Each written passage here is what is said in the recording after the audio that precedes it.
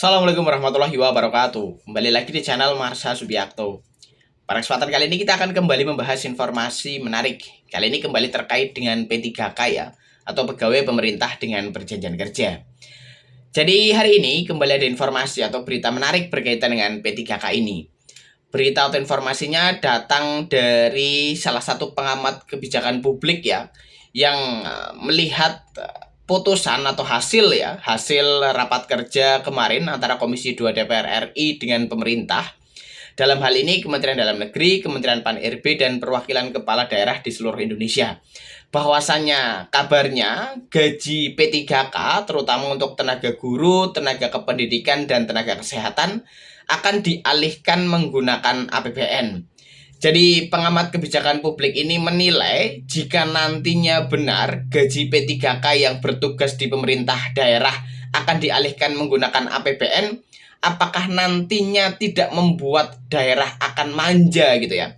Jadi sebenarnya bisa saja daerah lebih melakukan efisiensi, kemudian lebih teliti dalam melihat postur anggaran, apakah memang benar tidak cukup untuk melakukan belanja pegawai atau ada anggaran-anggaran yang memang digunakan tidak untuk hal-hal yang begitu perlu gitu ya, dari mulai perjalanan dinas, kemudian rapat-rapat yang menggunakan anggaran besar tetapi hasilnya mungkin tidak terlalu terlihat. Hal-hal semacam itu yang seharusnya bisa dilakukan efisiensi untuk melakukan belanja pegawai, khususnya menggaji P3K. Walaupun tentunya jika anggaran untuk menggaji P3K dialihkan dari APBN, teman-teman P3K akan lebih tenang gitu ya, karena hampir pasti anggarannya ada sehingga mereka bisa lebih tenang, bisa bekerja dengan lebih baik tentunya. Tetapi itu tadi, apakah nantinya Pemda tidak akan manja dan tidak lagi melakukan inovasi bagaimana meningkatkan PAD guna membayar belanja atau guna membayar gaji P3K. Jadi hal ini tentunya perlu dilihat gitu ya, dan semoga ke depan bisa terus dievaluasi. Jika memang anggaran dari Pemda tersebut sebenarnya bisa untuk menggaji P3K, ya kenapa tidak dari APBD saja. Jadi untuk lebih jelasnya berkaitan dengan pernyataan atau pendapat dari pengamat kebijakan publik ini, kali ini kita akan coba lihat beritanya ya. Langsung saja, bagi yang penasaran, simak terus. Oke, bismillahirrahmanirrahim. Langsung saja kita mulai. Jadi inilah berita atau tulisan ya terkait dengan gaji P3K yang kabarnya akan dialihkan menggunakan APBN. Apakah hal tersebut adalah solusi atau jalan pintas gitu ya? Kita coba lihat beritanya ya. Diberitakan oleh kompas.com, judulnya Dilema Gaji P3K Pemda pakai APBN, Solusi atau Jalan Pintas. Kita coba bacakan ya. Sejumlah pemerintah daerah mengeluhkan keterbatasan anggaran untuk membayar gaji pegawai pemerintah dengan perjanjian kerja atau P3K. Keluhan itu mencuat dalam rapat kerja dengan Menteri Dalam Negeri Tito Karnavian, Kepala Daerah dan Komisi 2 DPR RI pada awal pekan ini. Keluhan tersebut kemudian memunculkan usulan agar pemerintah pusat ikut menanggung gaji P3K melalui Anggaran Pendapatan dan Belanja Negara atau APBN.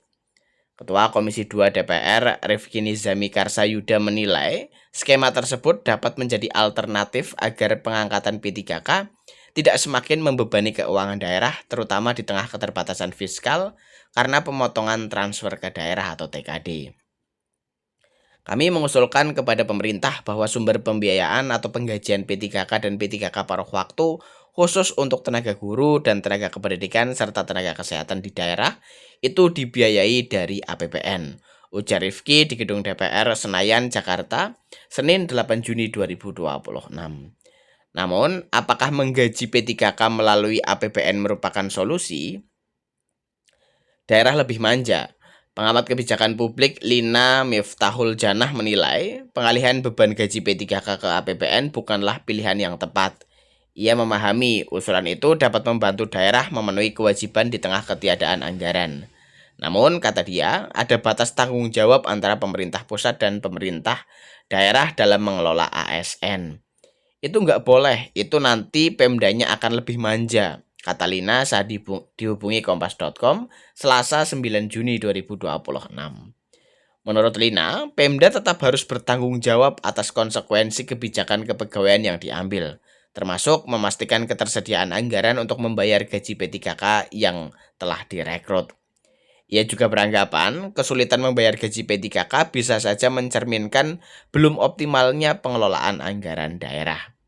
Karena itu, masalah ini tidak bisa semata-mata dilihat dari ada atau tidaknya anggaran yang tersedia. Misalnya mereka mengeluh karena tidak ada anggaran. Ya memang tidak ada anggaran karena mereka sendiri terlalu beban belanja pegawainya untuk hal-hal lain yang justru besar, ujar Lina. Evaluasi struktur belanja. Dia menilai Pemda lebih dahulu mengevaluasi struktur belanja secara menyeluruh sebelum meminta pemerintah pusat mengambil alih beban tersebut. Salah satu yang dapat dipertimbangkan adalah efisiensi anggaran perjalanan dinas ke dalam dan ke luar negeri yang biasanya masuk dalam kategori belanja barang dan jasa. Kemudian, hasil dari efisiensi itu dapat digunakan untuk menggaji P3K yang kini anggarannya dikeluhkan nihil. Perjalanan dinas kan itu harus bisa dikurangi ya, ucap Lina. Begitupun rapat-rapat yang tidak perlu. Menurutnya rapat dapat diakomodasi melalui kantor saja atau sistem jarak jauh dengan kemajuan teknologi. Kita bisa bikin mekanisme pengaturannya. Misalnya kalau saat rapat tidak boleh tidak menyalakan kamera dan seterusnya sehingga nantinya efisiensi bisa dilakukan, ucap Lina. Pandangan Lina sejalan dengan temuan Kementerian Dalam Negeri bahwa sejumlah daerah sejatinya masih mampu menggaji P3K. Temuan tersebut muncul setelah tim Kemendagri memelototi anggaran daerah menyusul adanya laporan dari sejumlah Pemda terkait kesulitan membayar gaji P3K. Hasilnya terdapat penggunaan anggaran yang tidak efisien sehingga Pemda merasa sulit menggaji P3K. Di NTT yang sudah menyampaikan kami nggak akan bisa bayar, semua kita dampingi. Dan setelah itu kita pelototin anggarannya. Ya ternyata bisa dialihkan, sambung Tito dalam rapat awal pekan ini. Oleh karenanya, ia meminta kepala daerah untuk mengefisiensikan hal-hal yang tidak perlu dalam postur anggaran, alih-alih langsung menyerah. Karena kalau yang menyerah pasti kami pelototi, tegasnya. Perlu keberanian. Lina menyebut persoalan gaji P3K tidak cukup diselesaikan dengan mencari tambahan sumber pendanaan, tetapi juga harus dibarengi dengan peninjauan terhadap efektivitas aparatur yang telah ada. Apabila pemerintah daerah merasa tidak memiliki kemampuan fiskal yang cukup, maka evaluasi harus dilakukan secara menyeluruh terhadap struktur kepegawaian dan beban kerja aparatur. Kalau memang tidak mampu ya berarti sekarang kita lihat secara keseluruhan gaji ASN yang lain bagaimana. Kalau kemudian PNS yang sudah diangkat, P3K yang sudah diangkat, gajinya besar tapi pekerjaannya nggak ada, selama ini digantikan honorer kan bisa dievaluasi, saran Lina.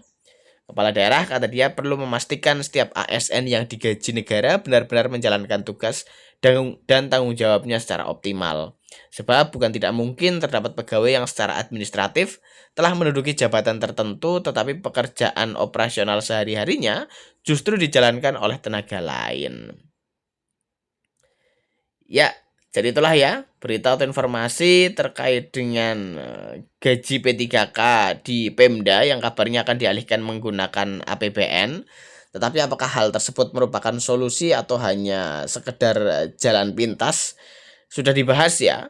Jadi takutnya jika memang semuanya dialihkan menggunakan APBN, Pemda itu jadi ketergantungan, jadi malas untuk berinovasi. Jadi ya pasrah gitu ya karena memang sudah ditanggung oleh pusat sehingga tidak ada hal konkret yang dilakukan oleh Pemda untuk bisa mengatasi permasalahan anggaran belanja pegawai gitu ya. Jadi semoga walaupun memang akan dialihkan menggunakan APBN jika hal tersebut bisa terrealisasi, tetapi Pemda juga bisa memanfaatkan anggaran dengan baik dan bisa inovatif gitu ya dalam mencari anggaran-anggaran untuk pelayanan publik.